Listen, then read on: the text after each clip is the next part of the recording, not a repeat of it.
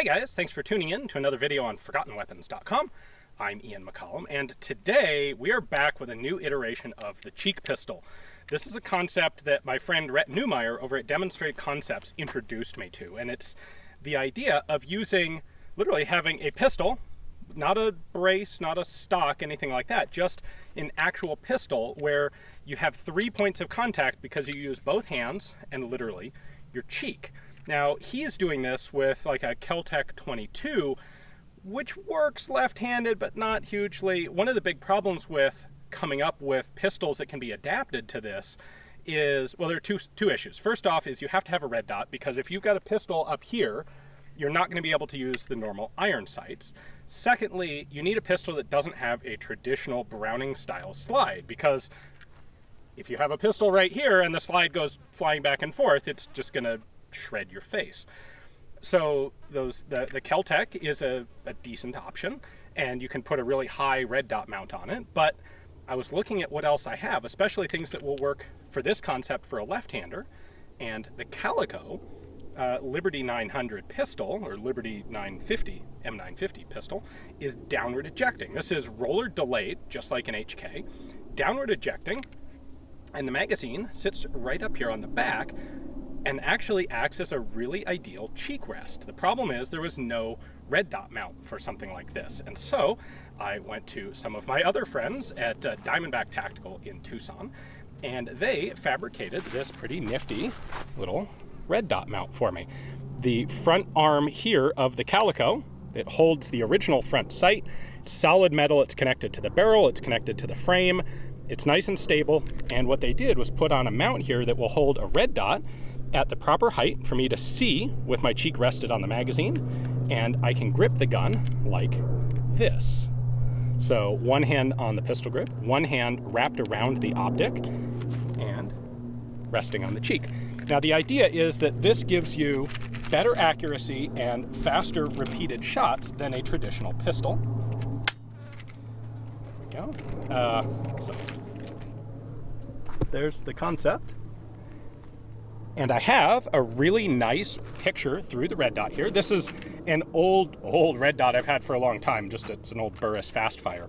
You could put anything you wanted up here. You could be totally swanky and put like an Acro P2 from Aimpoint up there. This is something I had. It was available. It was free because I already had it. So the question is, will this actually work to give me faster sight acquisition and faster shooting than a traditional pistol? Let's give it a try.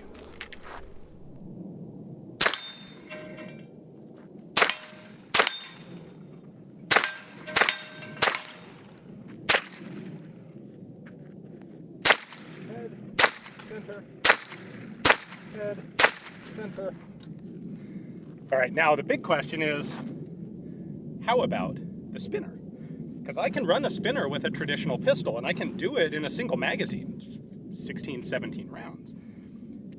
But I'm pretty much limited to one shot on the top plate, one shot on the bottom plate because of the muzzle flip and the follow-up shots. There are people who can double tap them, Russell Fagan being a particularly good example, but I can't with a traditional pistol, and I'm curious if I can with this.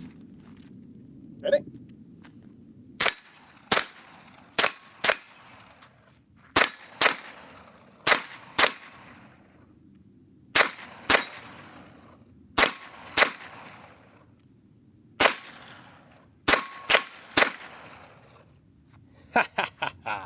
All right, not only was I able to consistently double tap actually almost both plates, definitely the bottom one, I was able to also get some doubles on the top plate. I was actually able to just drive it over at the very end, which is normally something you don't want to try doing with a pistol. This is quite a lot of horsepower in a pretty small package. Now, one of the things that is happening here is the chamber is basically right under here. That's, I believe, the barrel pin. And so this is getting hot. And when I'm holding it like this front strap is getting heat off the barrel. This is starting to warm up.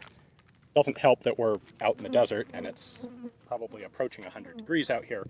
But the gun definitely gets hot. Now, I can probably just hold it by the handguard and get the same sort of effectiveness.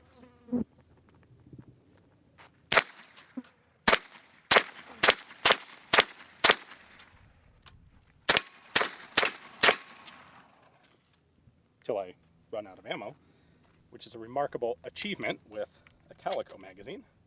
Oh, ha, I didn't run out of ammo, I just had a typical Calico issue where it malfunctioned.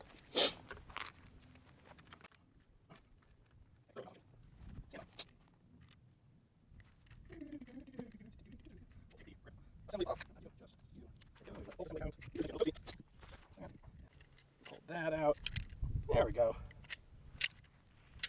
Put the parts back together.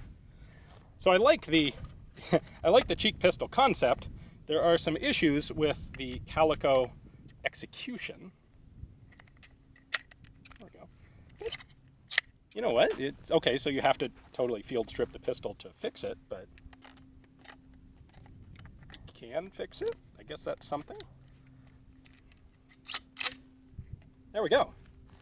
And we're back.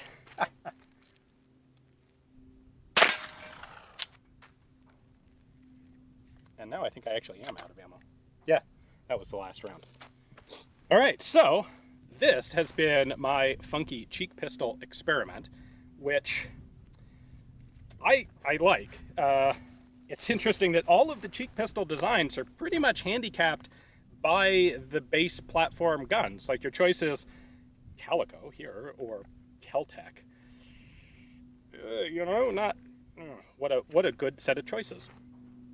But I think this has real potential. If you had a way to actually get a Calico M950 running reliably, and the magazine's running reliably, I think this has a lot of potential, if nothing else, as a really cool range toy, and boy, it'd be fun to take this to a PCC match. So we may very well do that, although not if I continue to have malfunctions where I have to field strip the gun to repair. A few thoughts on handling. The kick from a pistol like this is a little more abrupt on your face than you might be used to. It's not bad, but it is something that surprised me at first. The 22 Magnum Kel-Tec cheek pistols don't have that issue because they're just 22 Magnum, but when you step it up to 9 Parabellum, that does become sort of a thing. Beyond that, like, this is really cool, and I look forward to tinkering with it more, see if I can figure out what's causing the issues and rectify them. Anyway, hopefully you guys enjoyed this. If you have your own ideas for a cool cheek pistol, let me know down in the comments. I'd love to hear what else people are tinkering with. And of course, if you haven't heard of this concept at all, please do check out Rhett Neumayer at Demonstrated Concepts. I'll have one of his videos about development of the whole concept linked in the end cards of this one. Thanks for watching.